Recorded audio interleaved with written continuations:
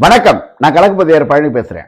முத்துரங்க சோழனுங்கிற மன்னன் நாகப்பட்டினம் மாவட்டத்துல எட்டுக்குடி என்கிற ஒரு ஊர்ல இருக்கிற முருகன் சிலையை வடிப்பதற்கு காலமுனிவர் என்கிற சிற்ப முனிவரை கூப்பிடுறான். ஒரு அழகான முருகன் சிலையை அவர் வடிச்சு கொடுக்கிறாரு. அவருடைய கட்டவிரல் ரெண்டையும் வெட்டிடுறான். முடிச்ச உடனே இதே மாதிரி ஒரு சிலையை நீங்க எங்கேயும் வடிக்க கூடாது அப்படின்னு தன்னுடைய கட்டவிரலை வெட்டின உடனே அந்த சிற்ப முனிவர் வருத்தப்படுறாரு. ஆனா கவலைப்படல. உடனே என்ன பண்றாரு தெரியுமா? தன்னுடைய சீடர்களோடு சேர்ந்து புறவாச்சேரி என்று அழைக்கப்படுகிற பொருள் வைத்த சேரியில ஒரு அழகான முருகன் சிலையை வடிக்கிறார். அவனுக்கு கோபம் வருது.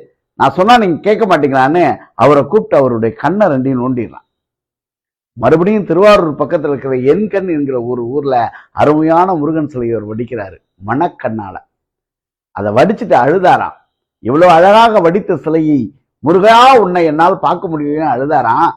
முருகன் கனவிலே தோன்றி என் கண்ணை நீ திற, உன் கண்ணை நான் திறக்கிறேன்னு சொன்னாராம்.